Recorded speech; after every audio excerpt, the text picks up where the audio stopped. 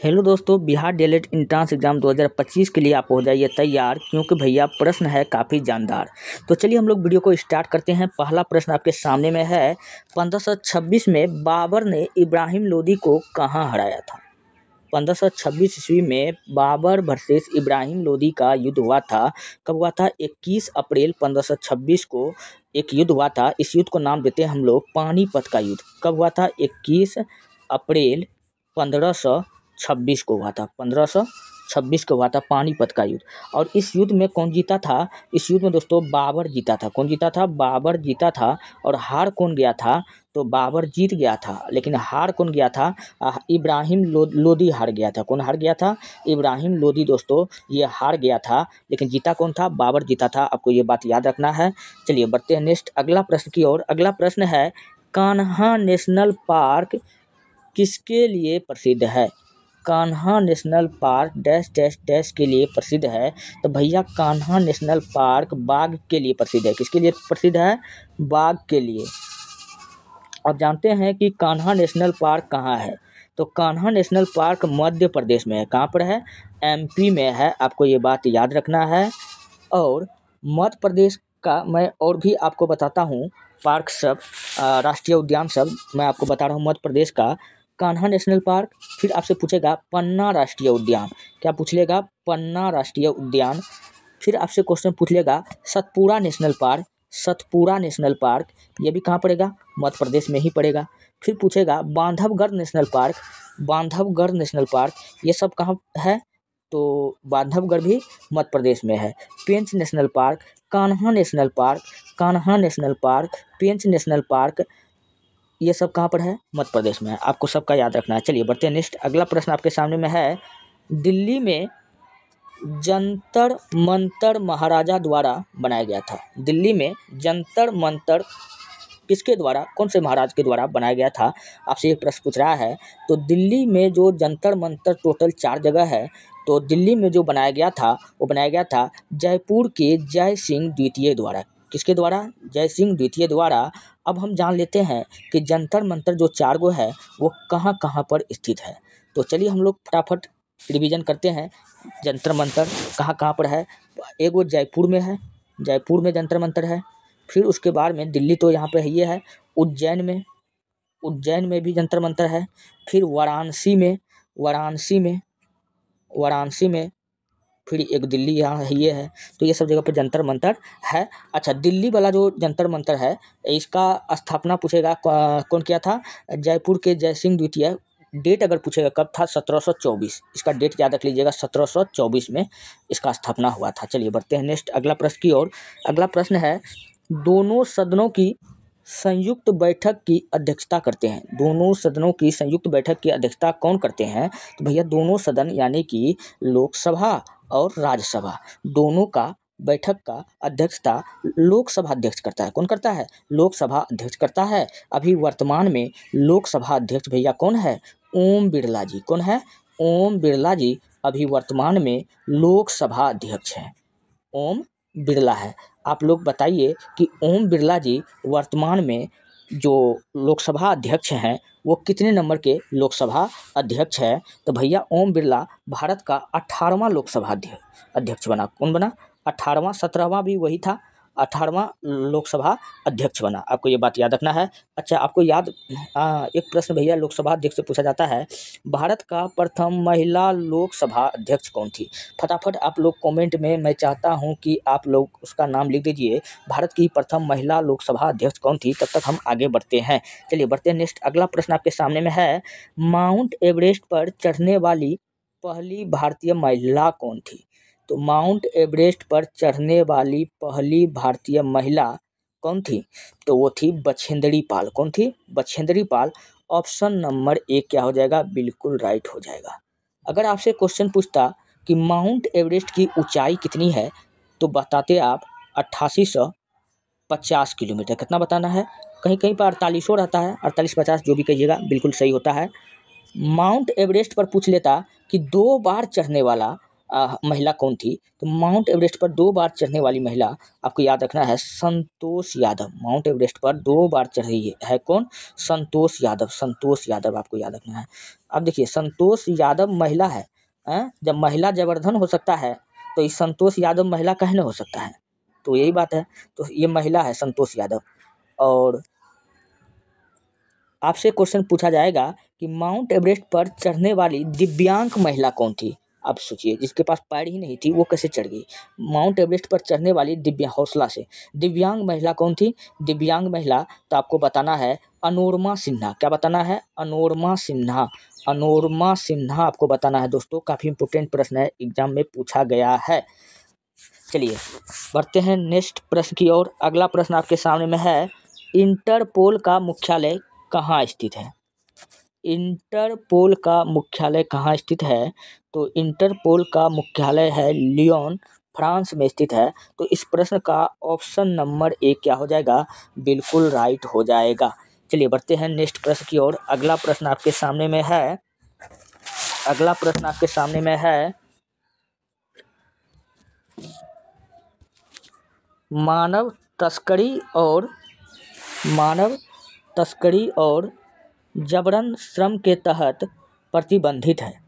मानव तस्करी और जबरन श्रम मतलब होता है श्रम का मतलब हो गया क्या?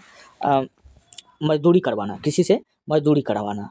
तो मानव तस्करी और जबरन श्रम के तहत प्रतिबंधित है। क्या प्रतिबंधित है? संस्कृति और शैक्षिक अधिकार नहीं, संपत्ति का अधिकार बिल्कुल नहीं। तो ऑप्शन नंबर बी क्या हो जाएगा? बिल्कुल राइट हो जाएगा। शोषण के विरुद्ध अधिकार जो है यह प्रतिबंधित है। और शोषण के विरुद्ध अधिकार भारतीय संविधान के किस अनुच्छेद में है? तो आपको बताना है कि अनुच्छेद 23 में है। किस में है? अनुच्छेद को ही इंग्लिश में क्या कहते हैं? आर्टिकल कहते हैं। तो आर्टिकल 23 में क्या है? शोषण के विरुद्ध अधिकार है। यह अधिकार हमको यह बताता है कि मानव तस्करी और ज़बरदस्ती मजदूरी को प्रतिबंधित करता है, क्योंकि हमें शासन के विरुद्ध यह अधिकार हमको प्राप्त है और आर्टिकल 23 हमको यह अधिकार देता है। इस प्रश्न का ऑप्शन नंबर बी क्या हो जाएगा? बिल्कुल राइट हो जाएगा। चलिए बढ़ते हैं नेक्स्ट। अगला प्रश्न आपके सामने में है, निम्नलिखित में से किस राज्य का गठन वर्ष 1987 में हुआ था? किस राज्य का गठन 1987 में हुआ था? तो 1987 में जिस राज्य का गठन हुआ था उसका नाम क्या था? मिजोरम। क्या बताना है? मिजोरम का जो गठन हुआ था 1987 में हुआ था। आपको ये बात याद रखना है।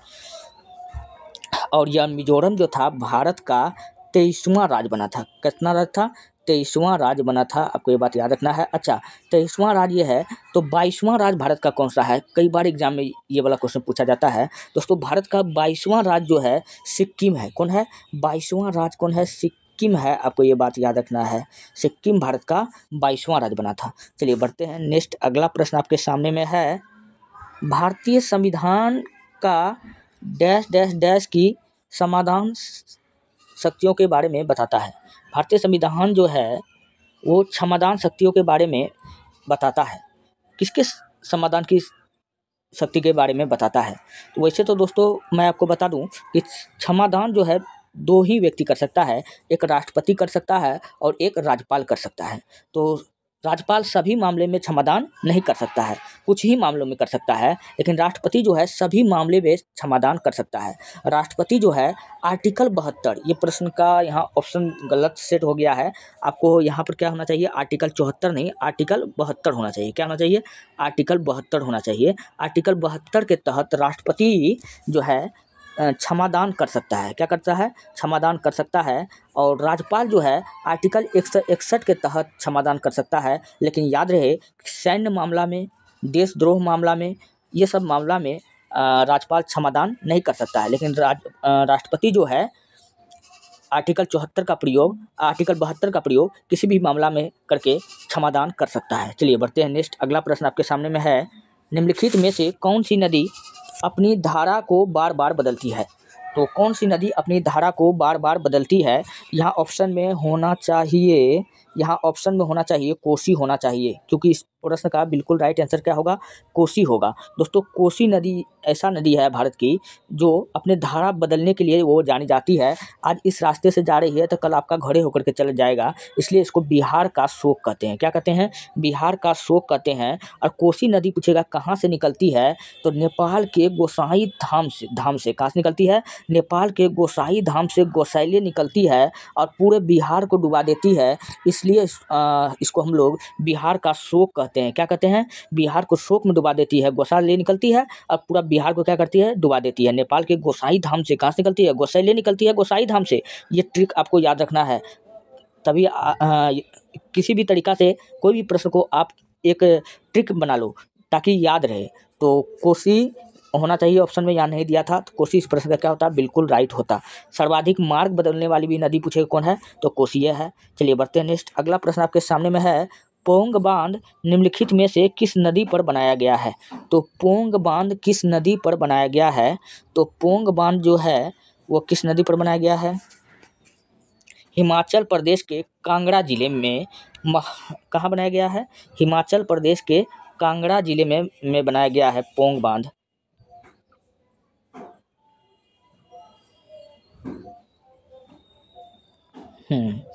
तो इस प्रश्न का बिल्कुल राइट क्या हो जाएगा, ऑप्शन नंबर डी हो जाएगा। क्या हो जाएगा, ऑप्शन नंबर डी हो जाएगा। चलिए बढ़ते हैं नेक्स्ट। अगला प्रश्न है, अदन की खाड़ी, अदन की खाड़ी कहाँ स्थित है। तो अदन की खाड़ी कहाँ स्थित है, भारतीय महासागर में। कहाँ स्थित है, भारतीय महासागर में। इस प्रश्न का ऑप्शन नंबर ए क्या होगा, बिल्कुल राइट होगा। चलिए बढ़ते हैं नेक्स्ट प्रश्न। अगला है, भारत के पहले मुख्य न्यायाधीश, भारत के पहले मुख्य न्यायाधीश कौन था।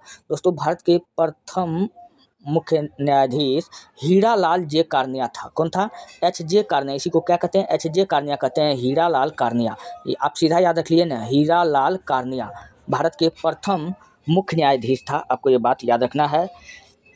भारत की प्रथम महिला मुख्य न्यायाधीश पूछे अगर कौन थी, प्रथम महिला मुख्य न्यायाधीश, तो आपको बताएं लीला सेठ। लीला सेठ ये महिला न्यायाधीश थी, भारत की प्रथम महिला न्यायाधीश थी। चलिए बढ़ते हैं नेक्स्ट। अगला है, संस्कृत में रामायण किसके द्वारा लिखी गई है। तो संस्कृत में रामायण किसके द्वारा लिखी गई है, तो संस्कृत में जो रामायण है वो तुलसीदास जी के द्वारा लिखी गई है। इस प्रश्न का रामायण वाल्मीकि द्वारा, किसके द्वारा लिखा गया है, वाल्मीकि द्वारा लिखा गया है। तो इस प्रश्न का ऑप्शन नंबर ए क्या हो जाएगा, बिल्कुल राइट हो जाएगा, वाल्मीकि बिल्कुल राइट हो जाएगा। और तुलसीदास का किताब का नाम क्या है, पीछे तो बतेबे किए हैं, क्या बताए। चलिए बढ़ते हैं नेक्स्ट। अगला प्रश्न है, अधिकतम बायोमास कहाँ उपलब्ध होता है। अधिकतम बायोमास कहाँ उपलब्ध होता है, क्या समुद्र में, पृथ्वी में, वायु में, वन में। हाँ, इन सब में सबसे बेस्ट ऑप्शन वन है, वन में होता है। बायोमास क्या होता है मैं आपको समझाता हूँ। जब कोई चीज़ अधिक दिन तक धरती के अंदर गल जाए, दब जाए, तो उसको हम लोग जीवाश्म कहते हैं। क्या कहते हैं, जीवाश्म कहते हैं। और इन्हीं से दोस्तों क्या बनता है, बायोमास बनता है, बायोगैस बनता है। और इसी बायोगैस का प्रयोग हम लोग कहाँ करते हैं, घर में एलपीजी के रूप में, घर में एलपीजी सिलेंडर के रूप में खाना बनाने में हम लोग किसका प्रयोग करते हैं, तो इसी बायोगैस का प्रयोग करते हैं। यानी कि यही वन जीव जब दब जाता है तो क्या बनता है, जीवाश्म बनता है। तो इस प्रश्न का ऑप्शन नंबर डी क्या हो जाएगा, बिल्कुल राइट हो जाएगा। चलिए बढ़ते हैं नेक्स्ट अगला प्रश्न की ओर। अगला प्रश्न है, निम्नलिखित में से कौन फुटबॉल खिलाड़ी है। यहाँ पर कौन फुटबॉल खिलाड़ी है आपको पहचानने के लिए कह रहा है। तो देखिए मनप्रीत सिंह, यहाँ पर एक नाम दिया हुआ है मनप्रीत सिंह। तो ये मनप्रीत सिंह का संबंध किस खेल से है, ये हॉकी और कबड्डी दोनों से है। हॉकी और कबड्डी, हॉकी में भी है और कबड्डी में भी मनप्रीत सिंह नाम का खिलाड़ी है, आपको ये बात याद रखना है। और गुरप्रीत सिंह सिद्धू, यह एक भारतीय खिलाड़ी है, आपको याद रखना है। यह फुटबॉलर खिलाड़ी है, यह फुटबॉल का खिलाड़ी है। किसका है, फुटबॉल का खिलाड़ी है। यही क्वेश्चन आपसे पूछ रहा है, निम्नलिखित में कौन फुटबॉल का खिलाड़ी है, तो आपको क्या बताना है, गुरप्रीत सिंह सिद्धू बताना है, ये फुटबॉल का खिलाड़ी है। और भी मैं आपको बताता हूँ, ज्ञान शेखरन, यहाँ पर देखिए ज्ञान शेखरन पूछेगा कि यह इसका संबंध किस खेल से है। तो इसका जो ज्ञान शेखरन का जो संबंध है टेबल टेनिस से, किससे है, टेबल टेनिस से है ज्ञान शेखरन का। और एक नाम और बच गया है रंकी रेड्डी का। तो रंकी रेड्डी का संबंध पूछेगा किस खेल से है, तो रंकी रेड्डी का संबंध किस खेल से है? आप लोग फटाफट बताइए कमेंट में। बैडमिंटन से है। किससे है? बैडमिंटन से है। चलिए बढ़ते हैं नेक्स्ट। अगला प्रश्न आपके सामने में है, यंग इंडिया पत्रिका निम्नलिखित में से किससे संबंधित है? तो यंग इंडिया या नवजीवन या हरिजन या इंडियन ओपिनियन इस सब पत्रिका किसका है? महात्मा गांधी का है। तो ऑप्शन नंबर बी क्या हो जाएगा? बिल्कुल राइट हो जाएगा। चलिए बढ़ते हैं नेक्स्ट। अगला प्रश्न है, शास्त्रीय नृत्य कुचिपुड़ी किस भारतीय राज्य से संबंधित है? तो कुचिपुड़ी जो नृत्य है आंध्र प्रदेश के कुचेलवा गांव से शुरू हुआ था और यह जो है आंध्र प्रदेश से संबंधित है। तो ऑप्शन नंबर सी क्या हो जाएगा? बिल्कुल राइट हो जाएगा। और आंध्र प्रदेश का और भी कुछ नृत्य है, जैसे मोहिनी अट्टम याद रख लीजिएगा, काफ़ी इंपॉर्टेंट है। मोहिनी अट्टम कहेगा कहाँ के नृत्य है? मोहिनी अट्टम तो आपको क्या बताना है? आंध्र प्रदेश की है। कुचिपुड़ी, सिद्धि, माधुरी, छड़ी, छाट मडाल, कुंभी, ये सब कहाँ की नृत्य है? तो आंध्र प्रदेश की नृत्य है। आंध्र प्रदेश का नृत्य आपको याद हो गया। अच्छा, बिहार में दोस्तों एक नृत्य होता है लौंडा डांस। आप लोग फटाफट बताइए कि लौंडा डांस का जनक किसको कहा जाता है? लौंडा डांस का जनक, तो लौंडा डांस का जनक कहा जाता है भिखारी ठाकुर को। किसको कहा जाता है? भिखारी ठाकुर को। और ये बिहार में फेमस है। चलिए बढ़ते हैं नेक्स्ट। अगला प्रश्न आपके सामने, नेपाल में भी है लेकिन ज़्यादातर बिहार में। चलिए नेक्स्ट है, राष्ट्रीय चिकित्सक दिवस प्रतिवर्ष कब मनाया जाता है? तो राष्ट्रीय चिकित्सक दिवस प्रतिवर्ष जो मनाया जाता है वो कब मनाया जाता है? तो राष्ट्रीय चिकित्सक दिवस प्रतिवर्ष 1 जुलाई को मनाया जाता है। कब मनाया जाता है? 1 जुलाई को मनाया जाता है। इस प्रश्न का ऑप्शन नंबर ए क्या हो जाएगा? बिल्कुल राइट हो जाएगा। और ये और इस दिन दोस्तों ठीक 27 जून को क्या मनाते हैं? एक इंपॉर्टेंट प्रश्न यहाँ से निकल जाता है, मधुमेह जागृति दिवस। मधुमेह हम लोग किसको कहते हैं? डायबिटीज़ को कहते हैं। किसको कहते हैं? डायबिटीज़ के प्रति जागरूकता होने के लिए हम लोग कौन सा दिवस मनाते हैं? मधुमेह जागृति दिवस मनाते हैं। आपको ये बात याद होना चाहिए।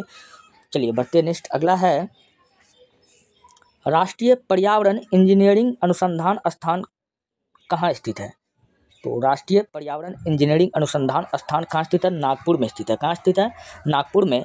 और इनकी स्थापना कब हुआ था? 1958 में। कब हुआ था? 1958 में। चलिए बढ़ते हैं नेक्स्ट। अगला प्रश्न है, आरबीआई के पहले भारतीय गवर्नर कौन थे? आरबीआई के पहले भारतीय गवर्नर कौन थे? सीडी देशमुख। कौन थे? सीडी देशमुख। इस प्रश्न का ऑप्शन नंबर ए क्या हो जाएगा?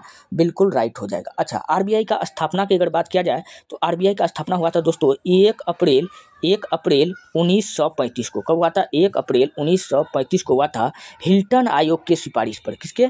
हिल्टन आयोग के सिफारिश पर आरबीआई का स्थापना हुआ था। आपको ये बात याद रखना है। और इनके प्रथम गवर्नर पूछे कौन था? तो सीडी देशमुख था। और आरबीआई को हम लोग बैंकों का बैंक, केंद्रीय बैंक या बैंकों का पापा इत्यादि नाम से हम लोग जानते हैं। चलिए बढ़ते हैं नेक्स्ट। अगला प्रश्न है, नवजात शिशु के अध्ययन को क्या कहा जाता है? नवजात शिशु के अध्ययन को दोस्तों क्या कहा जाता है? तो नवजात शिशु के अध्ययन को हम लोग नियोनोटोलॉजी कहते हैं। तो इस प्रश्न का ऑप्शन नंबर डी क्या हो जाएगा? बिल्कुल राइट हो जाएगा। साइटोलॉजी ये कोशिका का अध्ययन होता है। तो हमसे क्या पूछा है? नवजात शिशु का। तो ऑप्शन नंबर डी क्या होगा? राइट होगा। चलिए बढ़ते नेक्स्ट। अगला प्रश्न है, प्लासी के युद्ध के दौरान बंगाल के नवाब के खिलाफ किस ब्रिटिश गवर्नर ने लड़ाई लड़ी थी? प्लासी के युद्ध के दौरान बंगाल के नवाब के खिलाफ किस ब्रिटिश गवर्नर ने लड़ाई लड़ा था? तो आपको क्या बताना है कि रॉबर्ट क्लाइव। क्या बताना है? Robert Clive. और प्लासी का युद्ध कब हुआ था? 23 जून 1757 को। कब हुआ था? 23 जून 1757 को हुआ था प्लासी का युद्ध। और इस प्लासी का युद्ध किसके किसके बीच में हुआ था? रॉबर्ट क्लाइव और सिराजुद्दौला के बीच में हुआ था। किसके बीच में हुआ था? सिराजुद्दौला के बीच में हुआ था। और इस युद्ध में कौन जीता था? सिराजुद्दौला हार गया था और रॉबर्ट क्लाइव क्या हो गया? जीत गया था। आपको ये बात याद रखना है प्लासी का युद्ध में। और प्लासी का युद्ध में अंग्रेज कौन था? रॉबर्ट क्लाइव इनका नेतृत्व कर रहा था। चलिए बढ़ते नेक्स्ट। अगला है, 1919 में गांधी जी ने सत्याग्रह के लिए आह्वान किया था जिसके खिलाफ अंग्रेजों ने डैश डैश डैश नामक अधिनियम पारित किया था। हाँ, 1919 में गांधी जी ने सत्याग्रह के लिए आह्वान किया था जिसके खिलाफ अंग्रेजों ने कौन सा अधिनियम पारित किया था? तो 1919 में हुआ था जालियांवाला हत्याकांड। इससे पहले अगर हम चले तो 1919 13 अप्रैल 1919 रोलेट एक्ट क्या हुआ था? Rowlatt act sir Sydney Rowlatt की अध्यक्षता में पास हुआ था। ऑप्शन नंबर डी क्या हो जाएगा? बिल्कुल राइट होगा। इसी एक्ट के तहत डॉक्टर सत्यपाल और सैफुद्दीन किचलू को गिरफ्तार किया गया था। रोलेट एक्ट को हम लोग किस नाम जानते हैं? काला कानून से कहते हैं। क्या कहते हैं? काला कानून कहते हैं। बिना अपील बिना दलील का कानून भी कहते हैं रोलेट एक्ट को। चलिए बढ़ते हैं नेक्स्ट। अगला प्रश्न आपके सामने में है, तानसेन का मूल नाम क्या था? तो तानसेन का मूल नाम था रामतनु पांडे। क्या नाम था? रामतनु पांडे नाम था। और तानसेन को हम लोग कहते हैं कंठाभरण विलास, मतलब जिसकी कंठ में सरस्वती का वास हो। तानसेन को हम लोग क्या कहते हैं? कंठाभरण विलास कहते हैं। और तानसेन का मकबरा पूछेगा कहाँ मकबरा, तो आप बताना मध्य प्रदेश के ग्वालियर में। कहाँ पर है? मध्य प्रदेश के ग्वालियर में है। और तानसेन का गुरु का नाम पूछे कौन था? तो हरिदास। कौन था? इसका गुरु कौन था? हरिदास था। हरिदास इसका गुरु था। और इसका किताब का नाम पूछे तो मियाँ की राग, मियाँ की मल्हार, दरबारी कन्हार, ये सब पुस्तक किसका है? तो तानसेन का है। दोस्तों ये रहा आज के प्रश्न। अगर आपको वीडियो अच्छा लगता है, हेल्पफुल लगता है, तब आप हमारे चैनल को सब्सक्राइब कर लीजिए, वीडियो को लाइक कर दीजिए। मैं हर रोज़ आपके लिए ऐसे शानदार प्रश्न लाते रहता हूँ। और मिलते हैं नेक्स्ट वीडियो में। धन्यवाद। अगर आपको पीडीएफ चाहिए तो चले जाइए हमारे टेलीग्राम चैनल पर, वहाँ पर आप इतिहास की दुनिया 99 लिख करके वीडियो का पीडीएफ ले सकते हैं। मिलते हैं नेक्स्ट वीडियो में।